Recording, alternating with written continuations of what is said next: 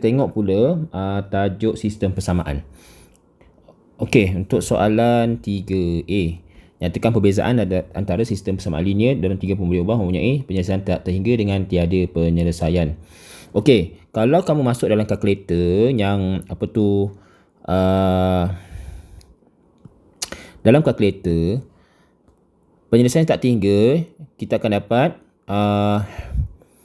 infinite solution. Tiada penyelesaian, no solution. Memang akan keluar dekat kalkulator yang kalau kita guna mode yang ada menyelesaikan sistem penyelesaian yang XYZ tu. Jadi penyelesaian tak terhingga, kita akan dapat kosong sama dengan kosong. Tiada penyelesaian adalah pernyataan palsu.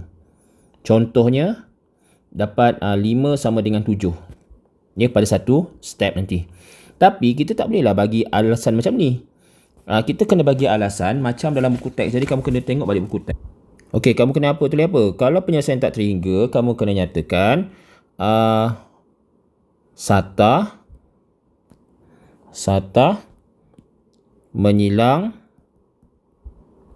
pada satu garis. Kalau tiada penyelesaian, SATA tidak menyilang.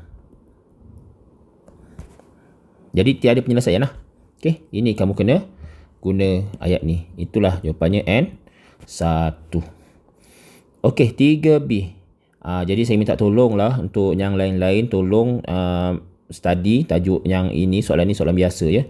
Okey, yang ini adalah persamaan 1, ini persamaan 2. Persamaan 1 adalah linear, yang kedua adalah tak linear. Jadi saya buat macam ni. Tak linear, sini linear. Linear ni ada kuasa 1 ya.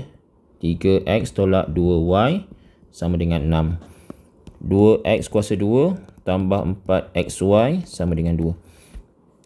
Okey. Biasanya kita ambil yang linear ni, kita jadikan sama ada x ataupun y perkara rumus. Tapi bila kita tengok dekat sini, kita dapati bahawa depan y ada perkali, depan x ada perkali, maka kita ambil lah mana-mana sahaja untuk jadikan perkara rumus. Maksudnya dia sama je akan jadi pecahan. Tapi bila kita tengok kat sini, y ni seorang-seorang je. Jadi lebih baik y sebagai perkara rumus. Jadi apa saya buat? Disebabkan sini tolak 2y, jadi saya jadikan sini 3x kekal. 6 ni pindah jadi tolak 6, dia akan jadi 2y. Kenapa saya pindahkan tolak 2y ke sebelah kanan pula? Sebab saya nak tukar tanda tolak jadi tambah. Dan pindah sebelah akan jadi 2 darab, pindah sebelah jadi bahagi 2. Jadi susun balik y sebelah kiri, 3x tolak 6 bahagi 2. Oh, lupa nak bagi nombor. Ini nombor 1, ini nombor 2, ini nombor 3. Okey, dekat sini dapat P1 iaitu jadikan perkara rumus. Lepas tu kita pergi kepada tak linear. Ganti 3 dalam 1. Jadi 2x kuasa 2 tambah 4x. Siapa yang kamu jadikan perkara rumus, jadikan braket kosong. Jadi y jadi braket kosong sama dengan 2. Apa maksud dekat braket kosong? Adalah yang perkara rumus y ni. Di sini asalnya y kan. Jadi y akan ganti 3x tolak 6 per 2. Bila kamu ganti saja akan dapat K1. Okey, tugas kita kat sini kita ringkaskan. Dekat sini kena ada kemahiran algebra lah. Jadi kita tengok kat sini, kebetulan 2 dengan 4 boleh potong, tinggal 2. Jadi kita kembangkan kat sini.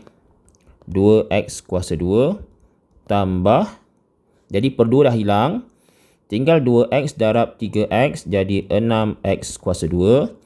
2x darab negatif 6 tolak 12x.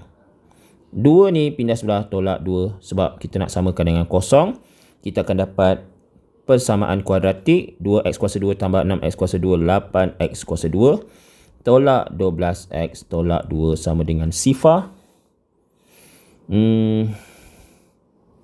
Kejap. Kenapa tak sama? Kenapa tak sama? Okey, saya rasa skema ni salah lah. So, saya minta maaf. Skema tu ada kesilapan. Sebab memang sini tolak. Sini memang tambah. Jadi, skema kembang 6 campur 2, 8x. Dekat skema dia tulis sini tolak. Okey. So, skema tu salah. Okey. So, dekat sini 8, 12, 2. Jadi, boleh kecilkan dengan bahagi dengan 2. Bahagi 2, bahagi 2. Kosong ni pun kena bahagi 2. Jadi, dapatlah kat situ 4x kuasa 2 tolak 6x tolak 1 sama dengan sifar. A sama dengan 4. B sama dengan negatif 6. C sama dengan negatif 1. Masukkan dekat rumus. Negatif B 6 tambah tolak punca kuasa 2. B saya nak tulis. Okey, B kuasa 2 tolak 4. A 4. C negatif 1 bahagi 2A. Okey, patah balik. Okey, kat mana lagi markah? Sini adalah K1. Okey. So, okey, kita ambil je kalkulator. Jangan kira yang ini Kira dekat kalkulator adalah masukkan ABC dalam kalkulator. Jadi, kita tengok soalan 3 titik perpuluhan. Jadi, X sama dengan 1.651 3 titik perpuluhan. Lagi satu, X sama dengan negatif 0.151. Tak sama dengan skema. Saya harap-harap saya buat ni betul lah kot. Skema tu salah. Okey, bila dah dapat sampai situ, kita kembali kepada tak linear. Apabila X sama dengan 1.651, ambil balik Y ni. Y sama dengan 3. Gantikan X 1.651 tolak 6/2. So, kita akan dapat Y negatif 0.524 sebab 3 titik perpuluhan. Apabila X sama dengan negatif 0.151, so Y 3 darab negatif 0.151 tolak 6 bahagi 2. So, jawapannya negatif 3.227. Okey, betul tolak 6.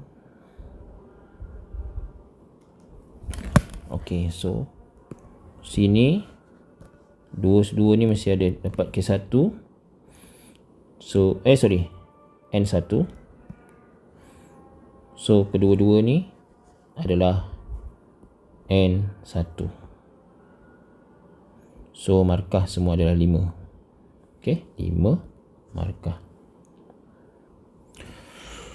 Satu petunjuk amal dilakukan untuk mencari dana bangsa banjir. Penganjur telah menetapkan haji jualan tiket dewasa, pelajar dan kanak-kanak. Sekeping tiket dijual dengan harga pelajar RM10 dan kanak-kanak RM8.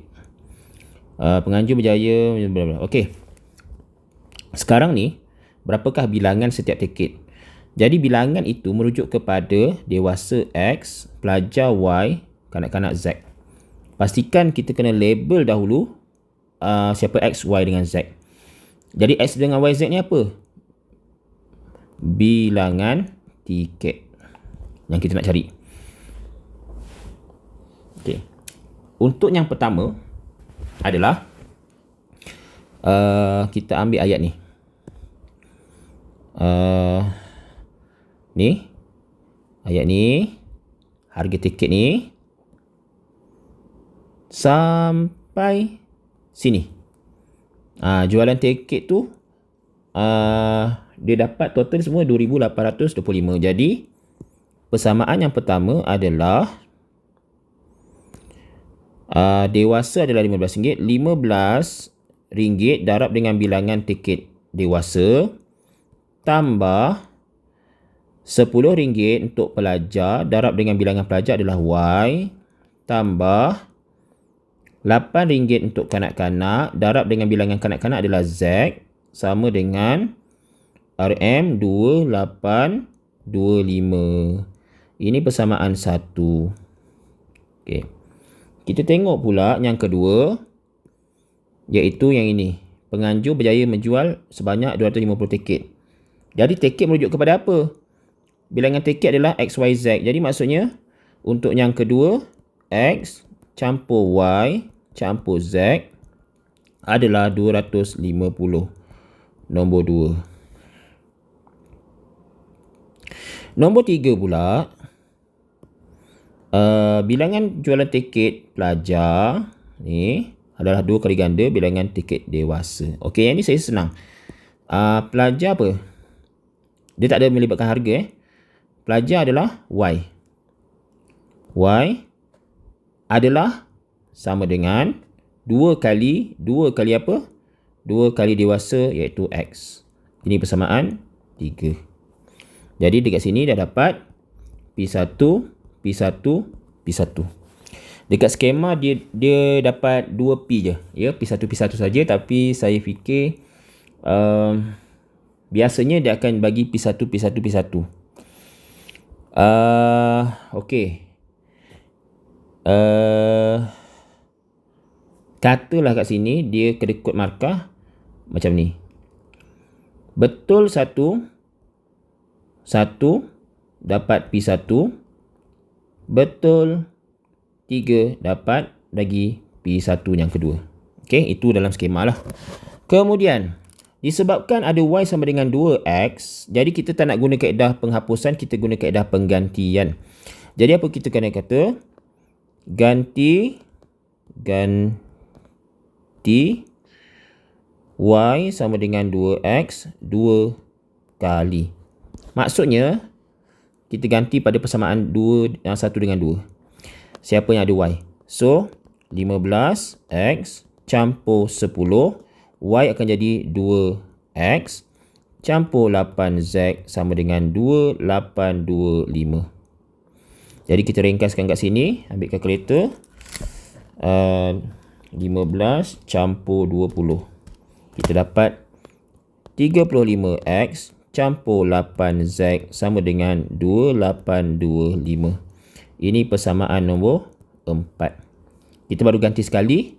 Kita ganti pula second, iaitu pada persamaan nombor 2. X campur Y adalah 2X campur Z sama dengan 250. X campur 2X akan jadi 3X campur Z sama dengan 250. Okey, ini persamaan nombor 5. Okey, jadi dekat sini mungkin saya akan jadikan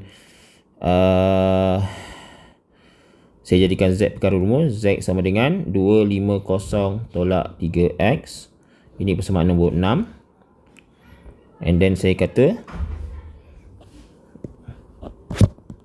ganti 6 dalam 4. So sebab kita nak tengok pada 4 je terus. So 35 X campur 8. Z kita gantikan dengan 250 tolak 3X sama dengan 2825. Okey, ini kita kembang. 35X tambah 8 darab 250 2000 tolak 24X sama dengan 2825. So 35 tolak 24 akan dapat 11X sama dengan 2825 tolak 2000. Pindah sebelah. Jadi 825X. Sebelah pindah sebelah jadi bahagi 11. 825 bahagi 11. Boleh dapat ke ni? Dapat. Alhamdulillah X 75. Dia tak mungkin akan dapat perpuluhan. Kalau dapat perpuluhan confirm salah. Sebab Ini adalah bilangan tiket mesin nombor bulat. Lepas tu ganti X, ya. Ganti ke dalam ni. Ganti X sama dengan 75 dalam 6 yang ini.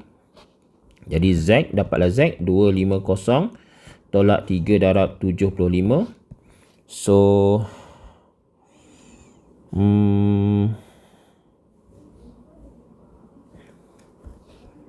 250 tolak 3 darab 75 dapat 25.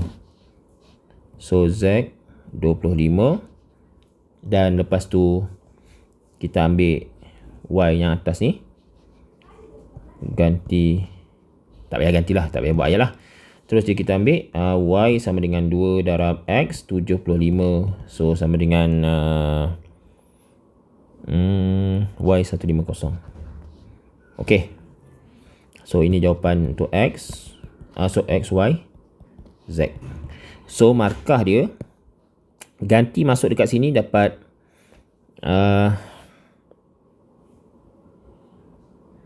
sebenarnya kat sini ganti K1 ya. Kat skema dia tulis P1. Dia bukan P1. P1 tu ganti tu jadi K1.